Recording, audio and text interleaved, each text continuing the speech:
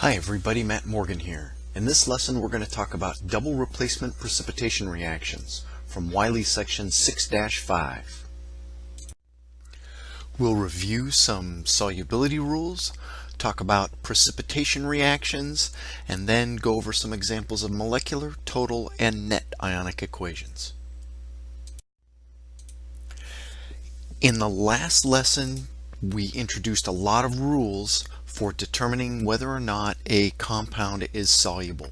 We can distill those rules down into some common sense that will enable you to determine whether a product is soluble or a solid precipitate.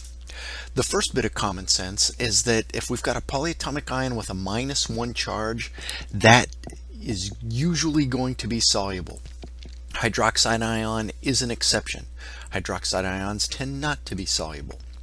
The heavy metal ions, silver, mercury, and lead, also tend not to be soluble.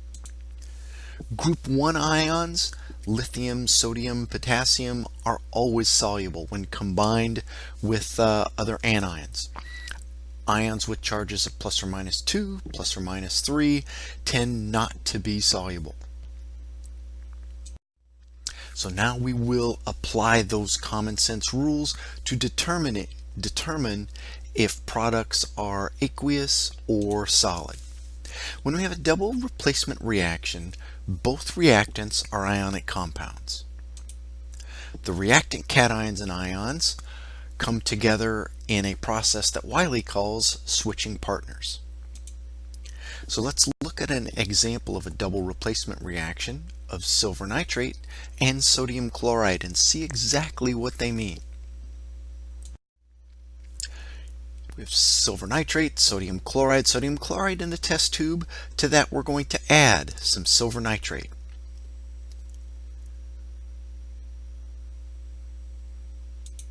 We see that a white precipitate forms, and questions we want to answer is what is the reaction and what is that white solid? There's our reaction. The ions that are there at the beginning of the reaction are silver ions, nitrate, sodium, and chloride. And we know all of those ions are present because both reactants have the AQ or aqueous subscript. Silver and sodium ions are both positively charged, so they're not going to react with each other. They're going to repel.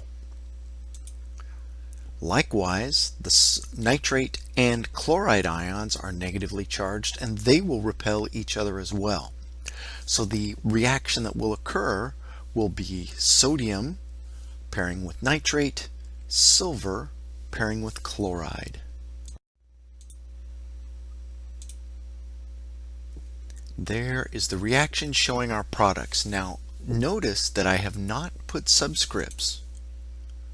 Are they solid or are they aqueous? We will apply our solubility rules. You can look at the table in Wiley, or it's good to start practicing using your common sense because on the assessment you will not get that table. Compounds with sodium, a group 1 ion, are soluble. Also nitrate is a -1 anion. Everything with nitrate is soluble. So sodium nitrate, definitely soluble. We'll write that product as NaNO3 with an aqueous subscript. We saw previously that one of the products formed a white precipitate. This gives us a really good idea that silver nitrate is our precipitate, but we're going to check our solubility rules anyway.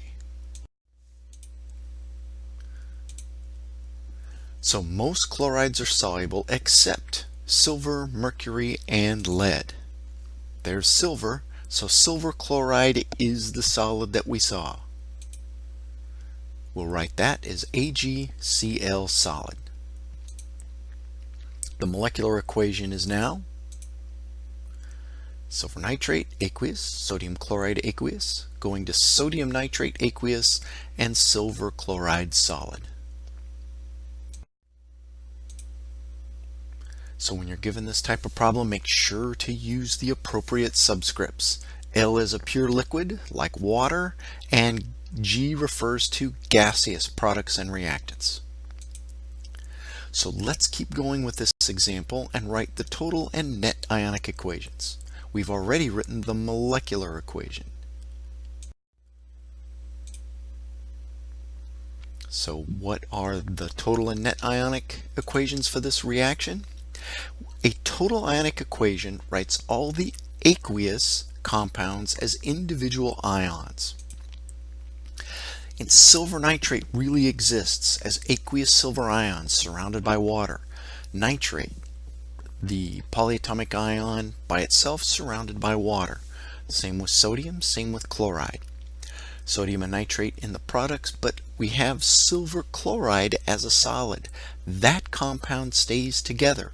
It is not separated by water molecules.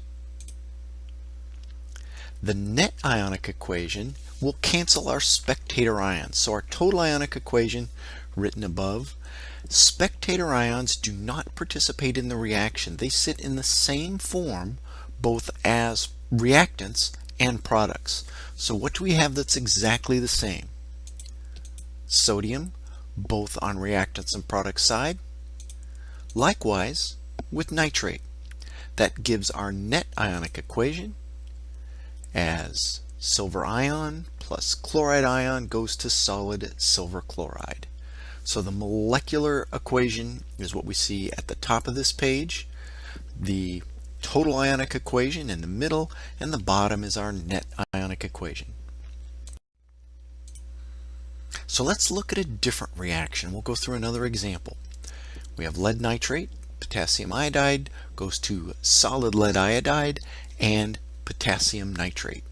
So this reaction is already given. We already have the states of our reactants and products. So now we'll just write the total and net ionic equation.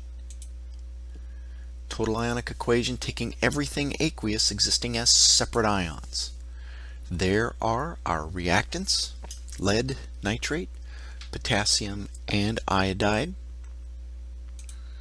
Our products, the solid lead iodide with the potassium and the nitrates. Notice that the nitrates are two nitrate anions. It's not NO3 2. Same with the iodides. The iodides are two iodide anions. Lead combines with two separate nitrates. So, net ionic equation. There's our total ionic equation again. The net cancels the spectators. We need to identify the spectator ions.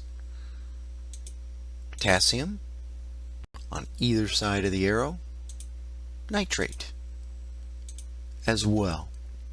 That leaves our net ionic equation to be the lead 2+ ion plus two iodide anions give us lead iodide solid.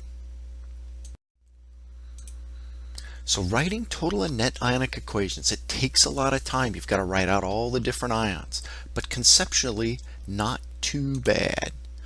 As always, practice these problems. Make sure you write everything down and you write the correct states. You write aqueous or solid where applicable. So we wrote molecular, total ionic, and net ionic equations. We applied solubility rules when necessary.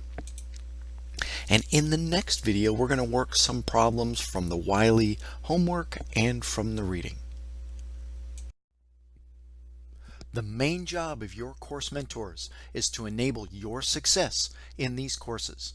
You can email us at the group inbox at chemistry@wgu.edu, or you will find contact information for your individual course mentor in your course of study.